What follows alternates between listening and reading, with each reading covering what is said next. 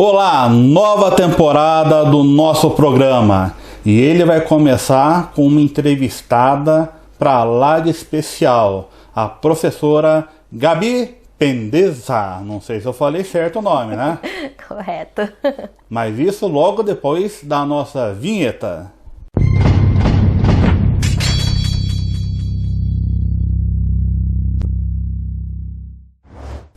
Ok, de volta com o nosso programa. Seja muito bem-vinda. Obrigada, é um prazer estar aqui hoje. Vou começar com uma pergunta bem simples. Qualquer pessoa consegue se tornar um desenhista? Qualquer pessoa consegue desenhar. Na verdade, o desenho é a primeira coisa que a gente faz na vida, depois de chorar.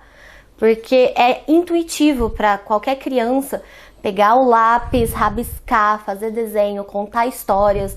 Então, esse processo de desenhar, de contar histórias, são intuitivos pra gente. O que acontece é que no decorrer da vida, a gente vai perdendo um pouco dessa segurança em desenhar, vai achando que o amiguinho desenha melhor, o professor desenha melhor, o irmão mais velho desenha melhor e vai se afastando do desenho. E aí cria essa ideia na cabeça de que tem que ser um dom, que só algumas pessoas conseguem, mas o desenho nada mais é do que paciência, muita paciência e técnica. Então alguma técnica aqui, outra ali, mas no geral é paciência e qualquer pessoa consegue desenhar. E como que é essa técnica? Você pode dar algum exemplo? É muito a questão da gente aprender a ver. Conforme a gente vai crescendo, a gente começa a aprender símbolos. Um símbolo para o coração, um símbolo para a árvore, um símbolo para o sol, um símbolo para a nuvem. E quando a gente vai a uma escola de desenho, por exemplo, a gente tem que reaprender a ver as coisas. Como realmente é uma árvore e o que eu posso usar para entender como construir essa árvore, como que eu vou construir um cilindro para uma árvore, como que eu vou construir a folha da árvore. Elas têm que ser todas iguais, elas têm que ser diferentes, é tudo simétrico, é assimétrico. As proporções, como é que eu vou entender a proporção, o que torna uma proporção mais atrativa para o olhar, menos atrativa para o olhar. Então, são essas percepções do olhar que vão compor o desenho. É isso que a gente tem que reaprender quando vai para a escola. Eu até lembro quando eu tinha 7, 8 anos, né, a professora lá no ensino fundamental deu uma folha de sulfite mimeografada, que era na época, né? Aquele cheirinho bom. Com um dinossauro. E a gente tinha que pintar o dinossauro. E eu, ao contrário dos meus outros coleguinhas, eu pintei de rosa o dinossauro. A professora veio e deu uma bronca em mim. Mas onde já se viu isso, aquilo? Professora, mas nunca ninguém viu um dinossauro. Quem que pode dizer se ele era rosa ou se não era? Mas eu acho que a falta de preparo dos professores, né, causa bloqueios criativos nas crianças também, né? Sim, antes tinha algumas concepções na escola, no ensino formal, que eu acho que quebra um pouco a criatividade. Aquela questão de, nossa, mas seu personagem tem que estar no chão, não pode estar voando, mas tem que ser dessa cor, não pode ser daquela, tem que ser assim, não pode ser daquele jeito. Quando, na verdade, a gente pode tudo no desenho, porque é um universo imaginário também. O desenho, ele não vai abranger só o realismo. E mesmo quando a gente tem o realismo, se eu quiser pintar um céu de rosa, em alguns momentos do dia o céu pode estar rosa. Ele não precisa ser azul o tempo todo. Então, é a mesma coisa do dinossauro. Ninguém nunca tinha visto um dinossauro e hoje em dia já se descobriu que ele não tinha aquela pele verde escamosa, ele tinha penas. E aí, como que vai fazer aquela sua professora? Ele podia ser rosa, ele podia ter penas rosas. Então, às vezes, os professores, por técnicas, né, por aprendizado em faculdade, essas coisas, acaba fechando um pouco a ideia do que pode ser o universo do desenho. E quando, na verdade, a gente tem que abrir isso, né, principalmente para as crianças, não há limites. E também não há o certo ou o errado. Há o mais próximo da realidade e o mais longe da realidade. Mas muitas vezes o mais longe da realidade é o mais interessante também. E você tem que mostrar essa diferença e mostrar que ela é boa dos dois jeitos. A criança que vai querer fazer o desenho mais real possível com o pai e com a mãe do mesmo jeito que a criança que vai querer fazer o mais diferente. Então, tudo vai depender no desenho sempre da proposta que você tem. O que você quer passar com esse desenho. E tudo vale. Bem, professora, você está perdoada, tá? Depois de muitos anos de terapia, eu consegui superar isso. Gabi, para você, como que foi esse processo de se tornar uma desenhista? Começa lá, né, na questão que eu falei da infância. Então, como toda criança, sempre gostei muito de desenhar. Sempre copiei livros. Eu lembro quando eu ganhei o Menino Maluquinho do Zeraldo, eu copiei o livro inteiro e dei de presente pra minha tia. Que eu queria desenhar um livro. O Menino Maluquinho era o que eu tinha ali. E aí, conforme a gente vai crescendo, a vida vai afastando a gente do desenho. Tem toda aquela ideia de que artista não ganha dinheiro, desenho é uma profissão difícil, não tem espaço no Brasil. E eu tava crescendo, chegando na minha adolescência, naquele boom da computação também, né? Então a computação, a internet estava muito em alta. Fui caminhando pro lado da computação, mas com a ideia no desenho de usar a computação para jogos, porque jogos têm desenho. São duas coisas que eu gosto. Entrei até chegar na faculdade de engenharia. Fui na área da computação, tava decidida. Ali, lá perto do quarto ano, eu falei, não dá. Comecei a fazer o curso de desenho na escola em Sumaré. E aí falei, não, é isso mesmo que eu quero. Não vai dar pra tentar ir por outro lado, eu tenho que ir direto. Larguei tudo, entrei na faculdade de artes visuais, na PUC em Campinas. Comecei a estudar artes visuais, vi que realmente era aquilo que eu queria, era aquilo que eu queria experimentar em relação a desenho, pintura, escultura, fotografia. Consegui uma bolsa de estudos, fui para Lisboa estudar pintura, fiz 2 anos lá em pintura, voltei e aí chegou aquele momento de decidir se eu realmente ia, né, ficar na área de artes como o quê? Professora? Ilustradora? Pintora? E eu lembrei que o universo infantil sempre me encanta, né? E aí eu virei professora e ilustradora. Legal, pegar esse gancho. Como que é dar aula para crianças? É uma coisa muito gostosa e ao mesmo tempo muito desafiador. Porque, principalmente hoje em dia, a criança ela tem um imediatismo. Ela tá acostumada a tudo na ponta do dedo. Então, é fácil para ela achar um jogo, é fácil para ela jogar, é fácil para ela ver um vídeo no YouTube. Tudo é muito rápido. E ela gosta de desenhar porque ela vê muito desenho, ela recebe muita informação através do desenho, da animação. Só que ela quer que as coisas sejam resolvidas muito rápido. Então, ao mesmo tempo que a criança ela vai te proporcionar aquele universo incrível de ideias dela, porque cada risco que ela faz, ela conta uma história gigantesca pra você, ela vai querer que esse risco seja feito em 3 segundos. E desenho exige um pouco de paciência. Então, é um grande desafio pra fazer a criança de hoje em dia respirar, sentar e desenvolver aquele desenho até o fim, mas ao mesmo tempo é maravilhoso ver o universo inteiro que ela cria em cima daquele desenho, em cima daquela história que ela tá desenvolvendo.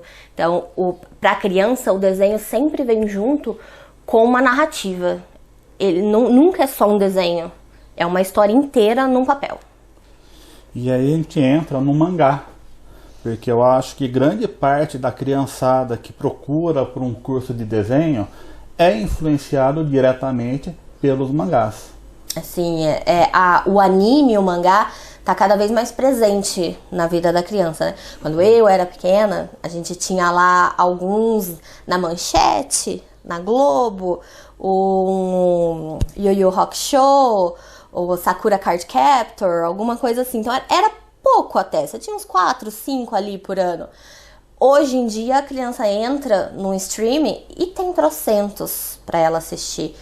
E elas gostam da história, elas gostam da aventura, elas gostam das batalhas. E elas querem participar daquilo, elas querem fazer aquilo. Hoje a quantidade de mangá que chega pra gente é muito grande. Toda banquinha tem, toda livraria tem. E aquilo encanta eles querem participar daquele universo, eles são muito curiosos, eles querem saber como é feito, quanto tempo demora, quantas pessoas precisa, que material que vai usar, qual é o material mais legal, qual é o material mais difícil. Então, eles querem muito participar daquilo. E hoje muitas crianças procuram aula de desenho exatamente puxada pela essa cultura japonesa do mangá e do anime. Afinal de contas, o que é um mangá? Mangá nada mais é do que o nome japonês para quadrinho. Então, quando a gente fala em mangá, a gente não tá falando de uma mídia diferente. É quadrinho. A diferença é o estilo, a cultura. O que traz junto com o mangá é o estilo de desenho japonês, a cultura japonesa, o processo japonês de criação do quadrinho. Então, isso traz junto com o mangá. Mas, fora isso, é a mesma mídia que a gente vê no Maurício de Souza, que a gente vê na Marvel, que a gente vê na DC. Então, a mídia é a mesma. É um quadrinho, é uma história em quadrinho. O nome é diferente por ser em japonês e a cultura que ele traz junto com ele. Você falando de cultura, né? No quadrinho, no mangá, você começa a ler do fim para o começo, né? Da direita para a esquerda, correto? A cultura japonesa, ela tem um processo de escrita da direita para a esquerda, de cima para baixo. Então, o quadrinho, ele vai seguir o mesmo processo. Quando você vai abrir, você não vai abrir como a gente abre normalmente, né? Aqui. Você vai abrir de trás pra frente, que seria pra gente. E começar a ler de cima pra baixo também. Então, o processo é ao contrário. A gente fala que a gente lê por trás, né? Pra gente é o trás, mas pro japonês é o frente. É o frente. E outra coisa, dentro desse mundo do mangá, e eu acho muito positivo isso, as histórias são sempre muito complexas. E a criança brasileira, na hora que pega um material desse, vai se acostumando com aquele fluxo narrativo, com uma temática complexa, eu acho que é uma ajuda muito grande para a criatividade, para o desenvolvimento pessoal. Então acho que o mangá desempenha um papel muito fundamental no desenvolvimento da criança nos dias de hoje. Estou falando alguma coisa errada? Não, concordo. Porque eu acho que uma das bases das histórias de mangá, sejam as mais voltadas para os meninos, o shounen, ou mais voltada para as meninas, o shoujo, a base é a superação. O personagem entra na história, ele tem um problema. E ele tem que superar aquele problema. E a garra que os personagens demonstram é muito forte. Ele tá determinado, ele vai até o fim, ele vai conseguir o que ele quer. Então, esse poder de você consegue, eu acho que é muito legal para as crianças. Porque, às vezes, eles não têm um poder mágico, eles não são super-heróis. Eles são jovens comuns. Sim. Que tem um desafio. Ele vai ter, às vezes vai ser uma luta, um campeonato, mas ele vai ter que treinar muito, ele vai ter que lutar muito, ele vai ter que superar as fraquezas dele para conseguir alcançar o objetivo dele. Então, não são personagens que são inalcançáveis, como eu acho que às vezes é um pouco os personagens americanos. São super-heróis muito fortes, adultos, já sabem tudo da vida e eles têm poderes. Os personagens no mangá normalmente são pré-adolescentes, adolescentes, crianças, que têm um desafio muito difícil. Porque a vida é muito difícil. E eles têm que superar aquilo. E tem até uma sexualidade, né? Não tão implícita, né? Mas depende um pouquinho do tipo. Depende do tipo, tá? Mas também eu acho que reflete um pouco da realidade do adolescente nos tempos modernos. Amadurecimento. Né? Esse processo. Então, eu acho, se você nunca leu um mangá, eu acho que vale a pena se aventurar, vale a pena conhecer alguns animes que tem produções excepcionais. Eu até estou com um exemplo aqui, olha. Estúdio Ghibli. Viagem de Chihiro, um clássico absoluto, né? Acho que não tem nada que eles façam que seja ruim. Né? E voltando aqui pro... Vamos falar do Maurício de Souza? Vamos falar do Maurício de Souza.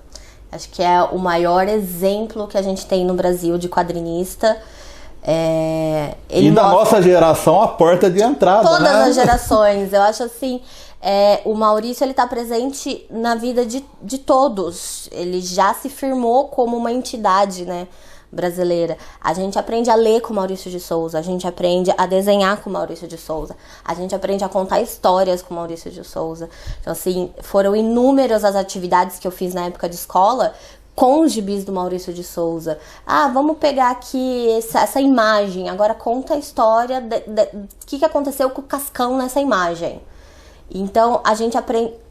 O Maurício de Souza, ele é muito próximo, acho, de todo mundo. Não tem uma pessoa que não leu Maurício de Souza no Brasil. E cada vez mais ele expandiu também o universo dele, né? Ele não ficou só no gibizinho. Maurício de Souza foi para muitas mídias. E isso, para quem faz quadrinho, para quem trabalha com desenho, é incrível, porque mostra que tem a possibilidade, por mais difícil que seja no Brasil, tem a possibilidade. Um dos desenhos que eu mais gosto da minha infância é o do robozinho do Maurício de Souza. Que Princesa e o Robô. A Princesa e o Robô. É maravilhoso esse desenho, é maravilhoso. E então ele criou um universo pra gente que dá muita esperança, né? Então, o sonho de muita gente é o quê? Quero trabalhar com o Maurício de Souza. Quero trabalhar no estúdio do Maurício, fazendo Turma da Mônica. É incrível essa relação que a gente tem com o Maurício de Souza, né? Ele é um grande amigo de livros. E você sabe que eu conheço o Maurício de Souza, eu tive com ele 2 vezes, né? E uma das vezes, né, conforme ele estava fazendo um autógrafo e desenhando uma figura para mim, falei que eu morava em Paulinha. Na hora que ele descobriu que eu morava em Paulinha, começou a conversar, parecia um velho amigo, né? Então ele é muito gente como a gente. Ele é muito carismático, ele é próximo, né? E ele incentiva muito. Tem uma situação que uma aluninha minha que fazia o mangá, sempre quis, né? Quer ser quadrinista. Um dia ela foi num evento, um pouco antes da pandemia, no shopping, e era um evento com o Maurício de Souza. E ela conseguiu chegar até o Maurício de Souza e entregar um desenho dela, que ela tinha um personagenzinho que era um cachorro azul, inspirado no Bidu. E aí ela falou pra ele que ela queria muito ser quadrinista, que ela se inspirava nele e tudo mais. E ele deu muito apoio pra ela. Ele falou pra ela continuar desenhando, pra ela estudar, sabe? Ele incentivou muito ela. Então é muito legal ver que ele é acessível. E as crianças, os jovens conseguem chegar até ele, e ele vai incentivar, e ele vai mostrar pra criança que é possível aquilo. Então, assim, é incrível, ele é uma pessoa incrível. E eu vou até fazer um jabazinho pro Maurício, tá? Que os meus amigos do Pipoca e Nanquim estão lançando agora, a pré-venda já foi um sucesso absoluto. Que é todas as tiras do Horácio. Okay. E o Horácio é o personagem preferido do Maurício de Souza. E serão, acho que, 5 volumes luxuosos com toda essa obra do Maurício de Souza. Então, é só dar uma procuradinha lá no site do Pipoca Nanquim, adquira esses volumes. Faz parte da história dos quadrinhos aqui no Brasil. Com certeza, ele conta um pedacinho. E agora vamos falar um pouquinho do desenhista e do roteirista, ainda no campo dos quadrinhos. Porque de um lado temos os mangás, histórias muito complexas, bem elaboradas, longas, né? E no Brasil, eu conheço ótimos desenhistas que inclusive fazem trabalhos para DC, para Marvel, mas com algumas exceções, eu acho que a qualidade como desenhista não acompanha a qualidade como roteirista. Será que faltou desenvolver essa outra parte? Ou as editoras americanas delimitam demais esse processo criativo e dentro das produções independentes as pessoas têm mais poder de gestão dentro da sua obra? Eu acho que é mais isso mesmo que acontece. O artista que vai migrar sua arte para o público americano, ele vai ter que trabalhar numa linha de produção. E é muito rápida. A produção americana é muito rápida. E ela é dividida em fases. Então vai ter só quem desenha, algumas vezes vai ter só quem finaliza o nanquim, só quem faz balão, só quem colore. E essa linha de produção, ela é muito intensa. Então você tem que desenhar muito rápido, você tem que colorir muito rápido e acaba não sobrando tempo para você se aventurar em outros meios.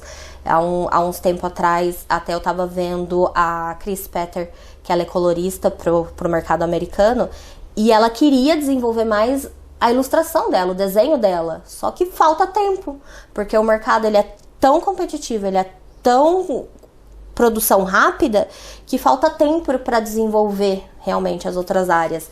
Que é diferente do que ocorre quando o quadrinista aqui no Brasil foca na produção independente, né? Que é gigantesca aqui no Brasil, o quadrinho independente, e ele, como ele produz sozinho, ele não tem também uma deadline, né? Um limite de entrega. Ele que põe para ele esse limite de entrega. Então ele tem um pouco mais de espaço para experimentar, para escrever, para estudar o roteiro e finalizar esse quadrinho, essa história de uma forma um pouquinho mais abrangente. Então, no meio independente, você encontra excelentes quadrinistas, roteiristas e até mesmo designer gráficos que vão fazer um compilado incrível, um material maravilhoso sozinho. É um processo difícil, demorado, cansativo e às vezes até um pouco desanima, porque você tem que dividir esse seu tempo com essa produção independente com um outro trabalho, mas você encontra assim artistas maravilhosos no meio independente do quadrinho no Brasil. E como que tá a área profissional para o desenhista? Onde que um desenhista vai procurar emprego, vai conseguir pagar as contas do mês? Olha, às vezes a gente tem aquela ideia errônea de que o desenhista tem dificuldade em arranjar trabalho. Mas, na real, quando a gente realmente cai no meio e vê, você entende que um desenhista pode trabalhar em tudo. Então, depende do que você quer. Você quer dar aula? Você vai ter escola para dar aula. Você vai dar aula online, você vai ter plataformas. Tem muitas opções. Você quer ser ilustrador? Você vai poder ilustrar para editora, você vai poder ilustrar para livro infantil, você vai poder ilustrar para livro didático, você vai poder ilustrar para publicidade, para propaganda. Você quer só criar personagem? Não quero fazer, eu quero só criar personagem. Você vai poder criar personagem para jogos, para livros de RPG, para filmes. Quando a gente para pensar, tipo, se você pensar, a Globo precisa de desenhista. Porque toda vez que ela cria uma novela, ela cria uma série, ela precisa ver como vai ficar essa estrutura. Principalmente se for uma novela de época.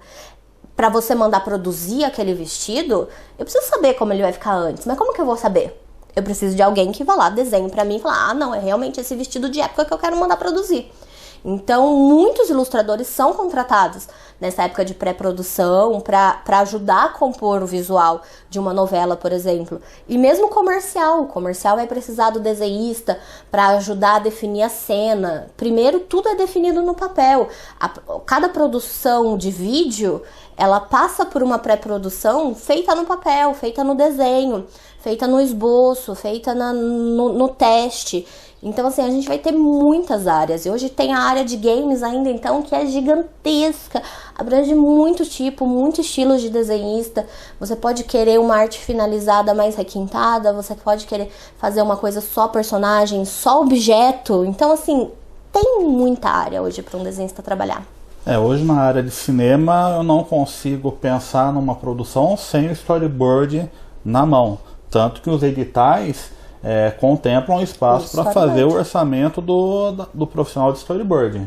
E isso deixa a produção mais barata, você tendo um planejamento através do storyboard. Exatamente, porque para você testar aquilo no vídeo, utilizar a câmera, utilizar o vídeo, vai sair muito mais caro do que você pagar para um desenhista fazer aquilo. Então todo esse processo, mesmo na própria animação, que hoje tem a facilidade do 3D, mas antes de entrar no 3D, a história é toda feita no papel, no storyboard, no desenho, no rascunho. Então, não tem uma área, eu acho, que não vai entrar um desenho. Mesmo que você falar, mas eu não gosto de desenhar personagem, eu não gosto de desenhar essas coisas mais livres. Eu quero uma coisa técnica, eu quero desenhar um desenho preciso, com régua.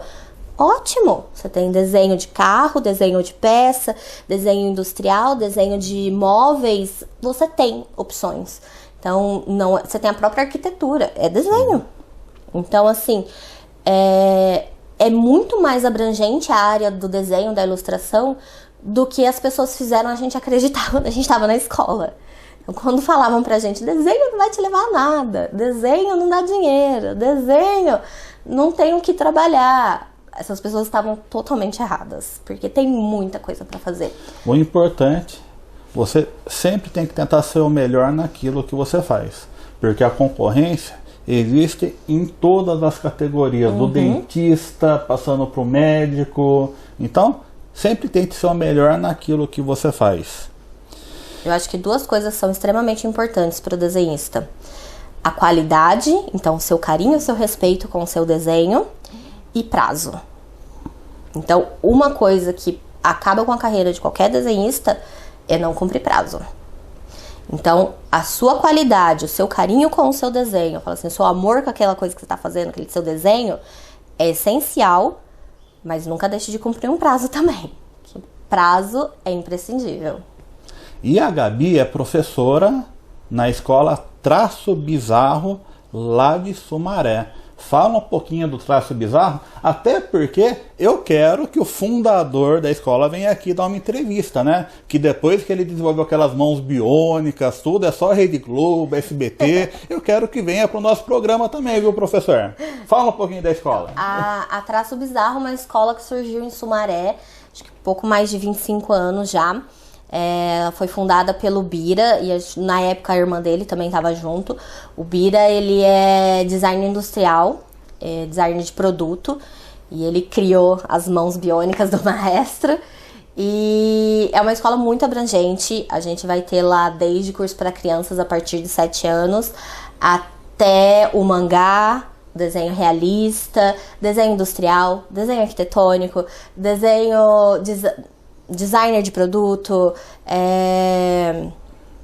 concept, tem muitos cursos, os professores são excelentes, tem professor que está lá na escola há mais de 20 anos, e o que mais que a gente pode falar? Aqui, ó, vou colocar o telefone e o e-mail, entre em contato. Foi a escola que eu comecei a estudar, comecei estudando lá, foram eles que viraram minha cabeça para o mundo da arte. A hora que comecei a estudar lá, falei, não tem como eu fugir daqui mesmo. E depois que eu estudei, me formei, voltei pra lá como professora. Bem, tá acabando o nosso bate-papo, né? A gente gosta de conversar, se deixar o programa vai longe, né? Antes eu queria que você me dissesse o que você está lendo atualmente de quadrinhos, né? Para você indicar pro pessoal. Conforme ela falar, eu vou buscar, vou colocar a foto aqui pra vocês.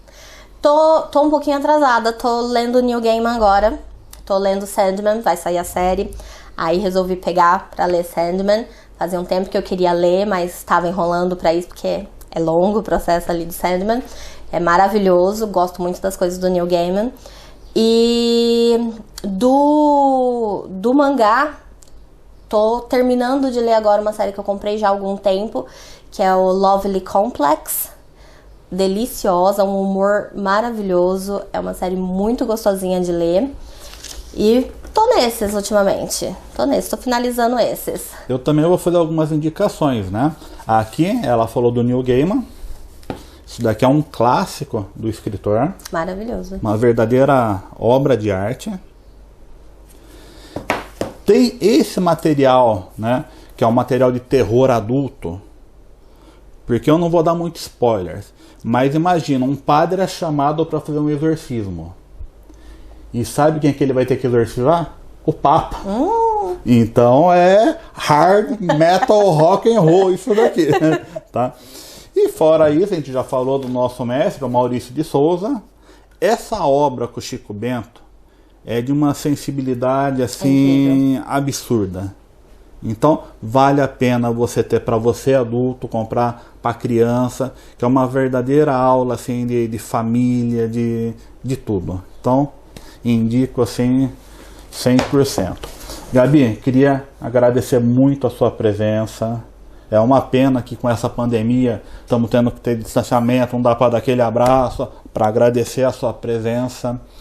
Quem quiser conhecer a Gabi, qual que é o site, Instagram, endereço? Passa tudo o que você tiver. Tem o Instagram, ser.ilustra. E tem também o meu Behance, que é behance.net/Gabi Pendeza. Também vou escrever aqui embaixo que não dá para entender, não dá para... E a Gabi também, né, até para fazer uma homenagem, é de uma família de pessoas importantes, porque é irmã do Marcelo Pendeza, um dos grandes jornalistas que eu conheci assim, na minha carreira, de quase 25 anos na área. Então um abraço pro Marcelo, né? E se você gostou do nosso programa, deixa seu like, faça sua inscrição, deixa o comentário. Vamos ajudar o canal a crescer. Então, até o próximo episódio. Um abraço.